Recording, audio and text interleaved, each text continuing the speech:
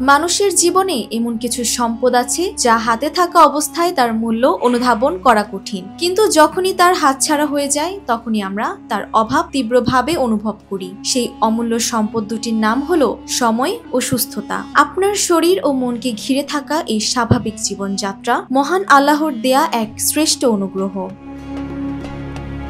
সুস্থতাকে আমরা প্রায়শই খুব সাধারণ একটি বিষয় বলে মনে করি। যতক্ষণ না রোগ বাসা বাঁধে ততক্ষণ আমরা শরীরের স্বাভাবিক ক্রিয়াকে কোনো বিশেষ নিয়ামত মনে করি না, কিন্তু যখন রাতের পর রাত নিদ্রাহীনতা আসে, সামান্য শ্বাস নিতেও কষ্ট হয় এবং শরীরের তীব্র ব্যথায় অস্থির হতে হয়, ঠিক সেই মুহূর্তেই মানুষ বুঝতে পারে সুস্থ থাকাটা আসলে কত বড় আশীর্বাদ। দৃঢ় বন্ধনের আস্থায় শক্তিশালী স্টিলের আরেকটি নাম জেডএসআরএম।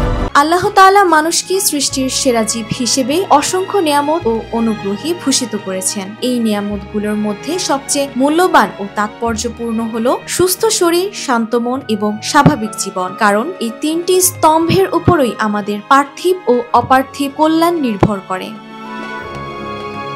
এই বিষয়ে আল্লাহ তাআলা পবিত্র কুরআনে ঘোষণা দিয়েছেন, তোমরা যদি আল্লাহর নিয়ামতগুলো গণনা করতে চাও তবে কখনোই সেগুলোর হিসেব শেষ করতে পারবে না।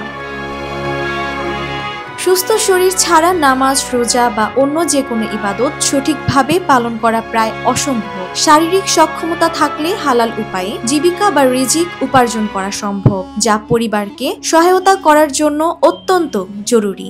সুস্থতা থাকলে পরিবার পরিজন ও অন্যের যত্ন নেওয়া এবং সামাজিক কর্তব্যগুলো পালন করাও সহজ হয়।